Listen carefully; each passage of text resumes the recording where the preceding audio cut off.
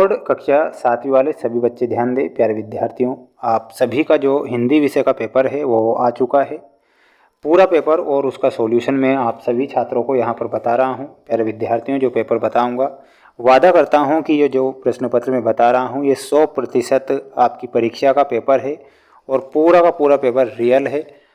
वादा करता हूँ कि 100% यहाँ से आपके प्रश्न बाहर नहीं जाएंगे। इसलिए जो पेपर मैं बता रहा हूँ इन्हें अच्छे से रट लीजिए, छाप लीजिए, क्योंकि पूरा का पूरा पेपर आ चुका है जो कि आपकी परीक्षा में आएगा।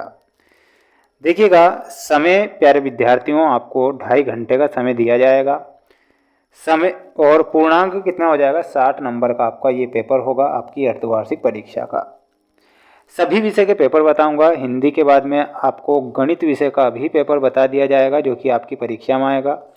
100% आपकी परीक्षा में रियल साबित होगा, ऐसा पेपर बताऊंगा। ठीक है, आइए शुरुआत करते हैं हमारे प्रश्नों से। प्यारे बच्चों, यहाँ पर आपसे जो प्रश्न पूछे जाएंगे वो इस प्रकार होंगे। सही विकल्प चुनकर लिखिए। में सिंहस्थ का जो मेला है उज्जैन में कितने वर्षों में लगता है। सिंहस्थ का जो मेला होता है वो पूछा गया है कि उज्जैन में कितने वर्षों में लगता है। तो प्यारे बच्चों, इसमें आपको ऑप्शन दिए जाएंगे 14 वर्ष में, 13 वर्ष में, 12 में या फिर 11 में। तो यहाँ पर आपको बताना है सिंहस्थ का जो मेला होता है 12 वर्ष के अंतराल में सिंहस्थ का मेला लगता है। तो 12 वर्ष आप सभी बच्चों को करेक्ट उत्तर के रूप में याद रखना है। उदयगिरी की गुफाएं कहाँ पर स्थित है। आपसे प्रश्न में पूछा जाएगा कि उदयगिरी की जो गुफाएं हैं वो कहाँ हैं। चित्रकूट में, विदिशा में, पन्ना में या फिर भोपाल में। तो उदयगिरी की जो गुफाएं हैं वो विदिशा जिले में स्थित है। तो विदिशा आपको करेक्ट उत्तर के रूप में याद रखना है। उपसर्ग कहाँ पर प्रयोग किए जाते हैं। शब्द के पहले, शब्द के बाद में, बीच में या कहीं भी। तो यहाँ पर आपको बताना है उपसर्ग का जो प्रयोग होता है वो शब्द के पहले होता है। तो यहाँ पर आपको करेक्ट उत्तर के रूप में बताना है उपसर्ग का प्रयोग शब्द के पहले होता है। सूर्य का पर्यायवाची प्यारे विद्यार्थियों प्रभाकर होता है, दिवाकर होता है और दिनकर होता है। ये सूर्य के पर्यायवाची हैं, इसलिए आपको करेक्ट उत्तर के रूप में बताना है ऑप्शन नंबर डी। रस के कितने अंग होते हैं। रस के क्या 2 अंग होते हैं, 3 या फिर 4 या फिर 5। तो प्यारे विद्यार्थियों, 4 अंग किसके होते हैं। रस के 4 अंग होते हैं। ऑप्शन नंबर सी आपका यहाँ पर सही उत्तर के रूप में हो जाएगा। अगला प्रश्न देखिएगा, यहाँ पर आपको दिए गए हैं रिक्त स्थानों की पूर्ति कीजिए वाले प्रश्न।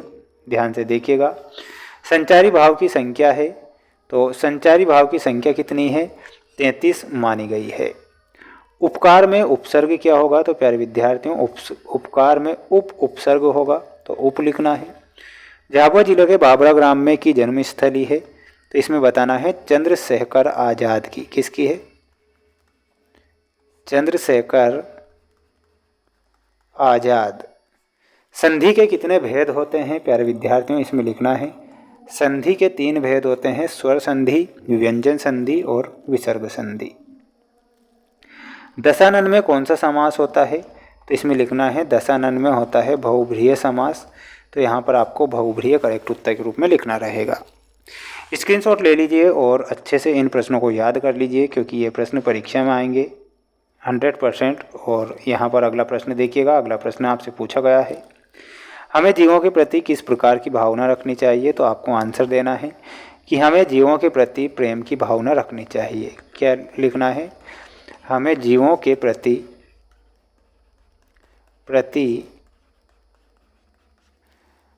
प्रेम की भावना रखनी चाहिए। ठीक है, रखनी चाहिए। सर्वनाम की परिभाषा क्या होती है। तो इसमें लिखना है संज्ञा के स्थान पर प्रयोग किए जाने वाले शब्दों को सर्वनाम कहते हैं।